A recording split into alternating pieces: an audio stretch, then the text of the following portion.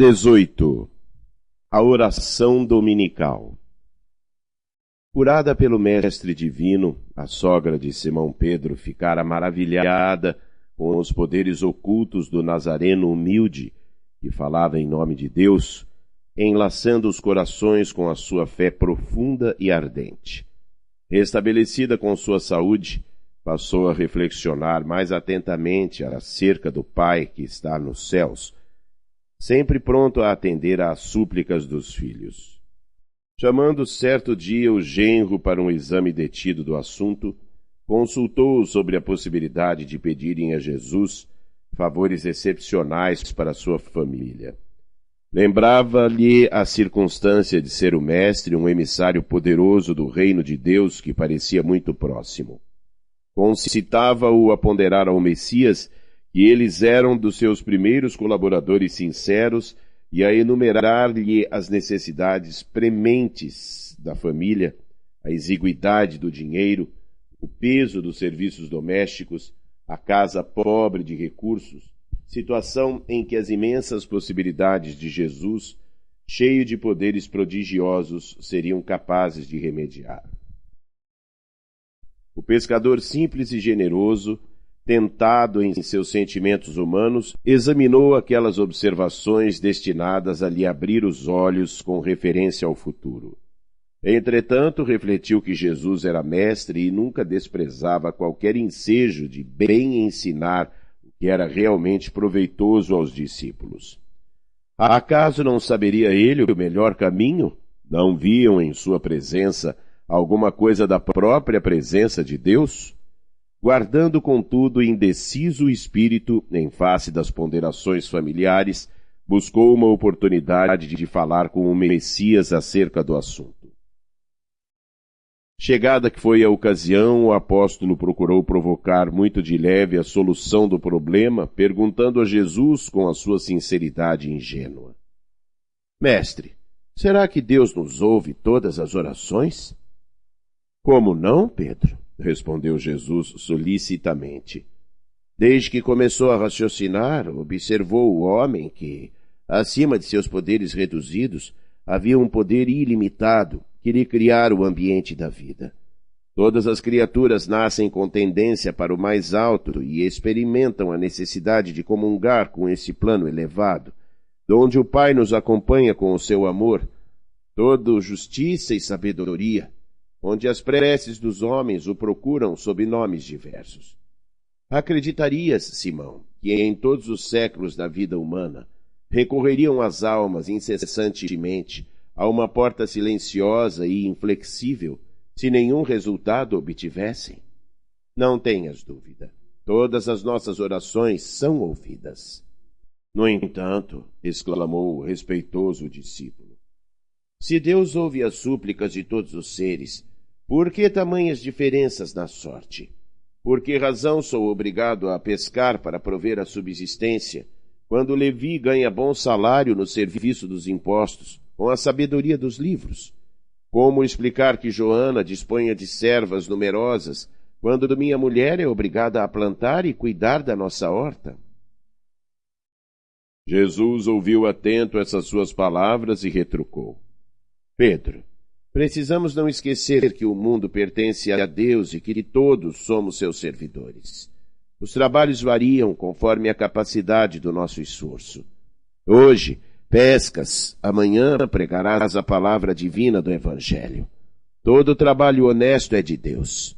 Quem escreve com a sabedoria dos pergaminhos não é maior do que aquele que traça a leira laboriosa e fértil com a sabedoria da terra. O escriba sincero, que cuida dos dispositivos da lei, é irmão do lavrador bem-intencionado que cuida do sustento da vida. Um cultiva as flores do pensamento, outros as do trigal que o Pai protege e abençoa. Achas que uma casa estaria completa sem as mãos abnegadas que lhe varrem os detritos? Se todos os filhos de Deus se dispusessem a cobrar impostos, quem os pagaria? Vês, portanto, que antes de qualquer consideração, é preciso santificar todo o trabalho útil, como quem sabe que o mundo é morada de Deus. Já pensaste que, se a tua esposa cuida das plantas de tua horta, Joana de Cusa educa as suas servas? A qual das duas cabe responsabilidade maior?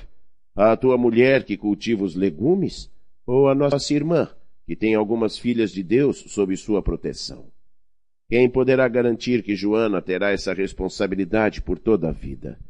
No mundo há grandes generais que, apesar das suas vitórias, passam também pelas duras experiências de seus soldados.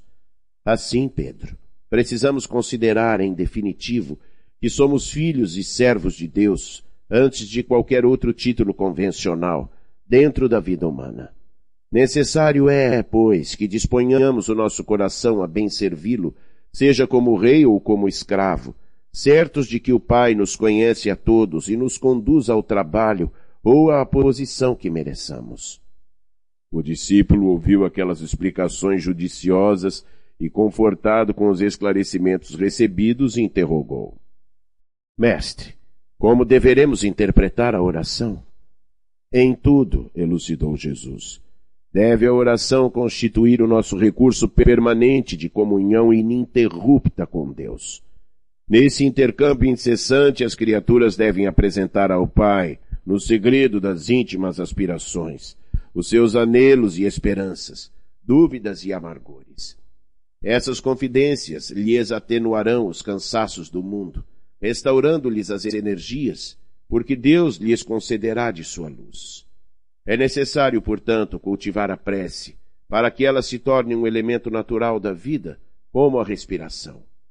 É indispensável conheçamos o meio seguro de nos identificarmos com o nosso Pai. Entretanto, Pedro, observamos que os homens não se lembram do céu, senão nos dias de incerteza e angústia do coração. Se a ameaça é cruel e iminente o desastre, se a morte do corpo é irremediável, os mais fortes dobram os joelhos. Mas quanto não deverá sentir-se o pai amoroso e leal de que somente o procurem os filhos nos momentos do infortúnio, por eles criados com as suas próprias mãos? Em face do relaxamento dessas relações sagradas, por parte dos homens, indiferentes ao carinho paternal da providência, que tudo lhes concede de útil e agradável, improficuamente desejará o filho uma solução imediata para suas necessidades e problemas, sem remediar ao longo afastamento em que se conservou do pai no percurso, postergando-lhe os desígnios, respeito às suas questões íntimas e profundas. Simão Pedro ouvia o mestre com uma compreensão nova. Não podia apreender a amplitude daqueles conceitos que transcendiam o âmbito da educação que recebera, mas procurava perceber o alcance daquelas elucidações a fim de cultivar o intercâmbio perfeito com o Pai sábio e amoroso, cuja assistência generosa Jesus revelara dentro da luz dos seus divinos ensinamentos. Decorridos alguns dias, estando o mestre a ensinar aos companheiros uma nova lição referente ao impulso natural da prece, Simão lhe observou: Senhor, eu tenho procurado por todos os modos manter inalterável a minha comunhão com Deus, mas não tenho alcançado o objetivo de minhas súplicas. E que tens pedido a Deus? Interrogou o mestre, sem se perturbar. Tenho implorado à sua bondade que aplane os meus caminhos, com a solução de certos problemas materiais. Jesus contemplou longamente o discípulo como se examinasse a fragilidade dos elementos intelectuais de que podia dispor para a realização da obra evangélica. Contudo, evidenciando mais uma vez o seu profundo amor e boa vontade, esclareceu com brandura e convicção: Pedro, enquanto orares pedindo ao Pai a satisfação de teus desejos e caprichos, é possível que te retires da prece inquieto e desalentado. Mas sempre que solicitares as bênçãos de Deus, a fim de compreenderes a sua vontade justa e sábia a teu respeito, receberás pela oração os bens divinos do consolo e da paz. O apóstolo guardou silêncio, demonstrando haver afinal compreendido. Um dos filhos de Alfeu, porém, reconhecendo que o assunto interessava sobremaneira à pequena comunidade ali reunida, adiantou-se para Jesus pedindo: Senhor, ensina-nos a orar. Dispondo-os então em círculo e como se mergulhasse o pensamento num invisível oceano de luz, o Messias pronunciou pela primeira vez a oração que legaria à humanidade. Elevando seu espírito magnânimo ao Pai Celestial e colocando seu amor acima de todas as coisas, exclamou: Pai nosso que estás nos céus, santificado seja o teu nome. E ponderando que a redenção da criatura nunca se poderá efetuar sem a misericórdia do Criador, considerada a imensa bagagem das imperfeições humanas, continuou: Venha a nós o teu reino. Dando a entender que a vontade de Deus, amorosa e justa, deve cumprir-se em todas as circunstâncias, acrescentou: Seja feita a tua vontade, assim na terra como nos céus. Esclarecendo que todas as possibilidades de saúde, trabalho e experiência chegam invariavelmente para os homens da fonte sagrada da proteção divina, prosseguiu: O pão nosso de cada dia dá-nos hoje. Mostrando que as criaturas estão sempre sob a ação da lei de compensações e que cada uma precisa desvencilhar-se das penosas algemas do passado, obscuro pela exemplificação sublime do amor, acentuou: Perdoa-nos as nossas dívidas, assim como nós perdoamos aos nossos devedores. Conhecedor, porém, das fragilidades humanas, para estabelecer o princípio da luta eterna dos cristãos contra o mal, terminou a sua oração dizendo com infinita simplicidade: Não nos deixes cair em tentação, e livra-nos de todo mal, porque teus são o reino, o poder e glória para sempre. Assim seja. Levi, o mais intelectual dos discípulos, tomou nota das sagradas palavras para que a prece do Senhor fosse guardada em seus corações humildes e simples. A rogativa de Jesus continha em síntese todo o programa de esforço e edificação do cristianismo nascente.